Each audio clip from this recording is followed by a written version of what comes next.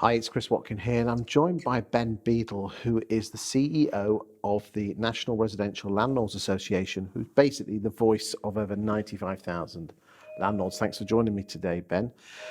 Today I want to talk about the relationship between letting agents and landlords. There's always seems to be a little bit of rubbing up the wrong way on both sets of parties.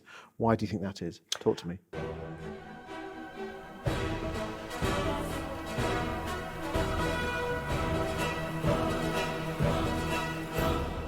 I think the reason for that is simply that agents are probably trying to get landlords to do the right sort of thing, maybe getting them to do things that they don't want to do or that they're not used to doing. And I think that agents have a massive part to play in improving the perception of landlords and improving the sector in which we operate, because I don't really think that the two can do without each other for the most part. I mean, why do you think only 45 out of 100 landlords actually use a letting agent? Either they know better, or they think they know better, or they're worried about the cost associated with a letting agent, which I kind of think is a false economy. You said you letting agents helping landlords. What do you think letting agents could do better? I think they do a pretty good job. I guess, really for me, it's about the education piece of landlords, because if you're using an agent, you maybe got a long-term tenant, how are you keeping up to date with the ever-changing myriad of regulation that exists in the sector? And as you probably know, I started out as an agent. I've had those difficult conversations with landlords, and sometimes there are certain things that landlords don't want to do. So I think that agents have a big part to play in bringing landlords along on that sort of regulatory journey. I mean, you are the biggest organisation, tribe, club of landlords, 95,000, which is, it's a decent number. Would you know what proportion of those use a letting agent? Yeah, roughly about half of those would use a letting again, agent. It's similar to what the national picture is. Yeah, exactly right. And I think that, for me, be a member of the NRLA, use a letting agent. They're not mutually exclusive, because landlords need to be kept up to date with what's going on in the sector. And as we're probably going to talk about later, there's huge amounts. Landlords are up against it, as are agents. What you say education? What do you mean by that? Is that like letting agents just spouting their knowledge on the lettings law?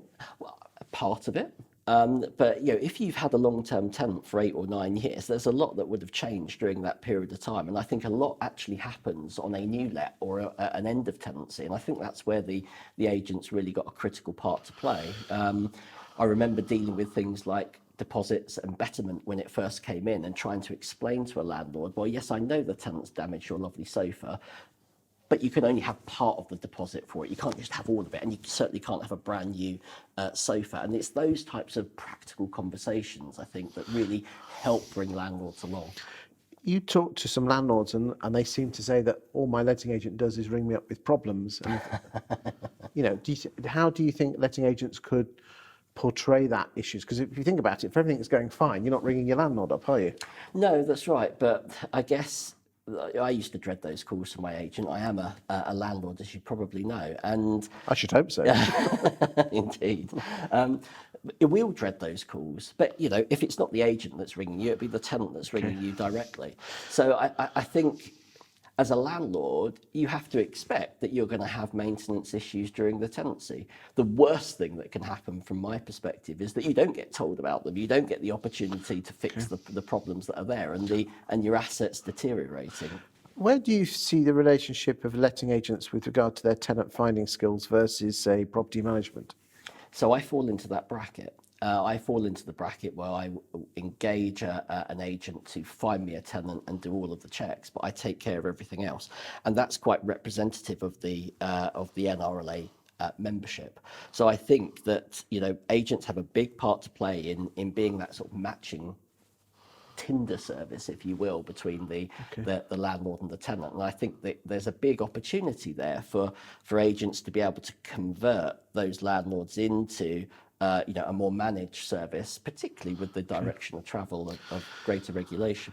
It's interesting you say about property management, but if you actually look, most landlords will probably see letting agents as just a glorified rent collection service. What other services should letting agents be doing to almost be worthy of their property management fee? Well, I think there's obviously the day-to-day repairs. I think there's also that key communication piece between the tenant and making sure that that customer is happy in that property and being treated in the right sort of way. That's primarily why a landlord would engage an agent.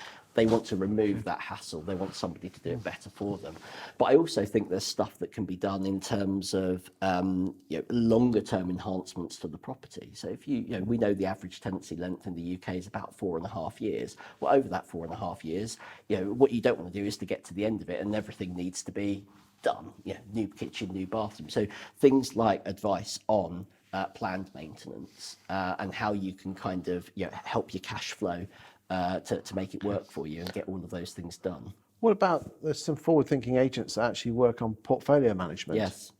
What's your thoughts on that? Well, I used to work on portfolio management in my previous life before this one. So we know that landlords are consolidating. We know that there is a greater interest in build-to-rent landlords that are maybe seizing the ground and around service and extra amenity. So, there's a huge opportunity there for agents. And where do you think letting agents could help landlords? Because, a lot of people say there's a lot of landlord bashing and they want to get rid of the small landlords.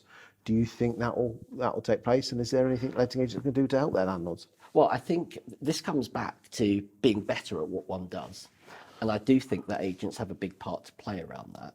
If we look at the composition of the sector, we know that typically 45% of properties are owned by one landlord, so they have one or two properties. And so the environment in which they are operating in is a really important factor, because these aren't property tycoons, Chris. These are average people with modest incomes that just happen to have an asset by sheer chance, fluke. Accidental landlords. Yeah, absolutely right. The point is that those individuals are providing much needed homes, and they are doing it in a really, really agile way that if you were to go back to a system of mass house building, you wouldn't get that sort of agility. So I say don't knock the landlord, I say improve the landlord, and that's where agents can really, really make a difference. Thank you for your time today. Thank you.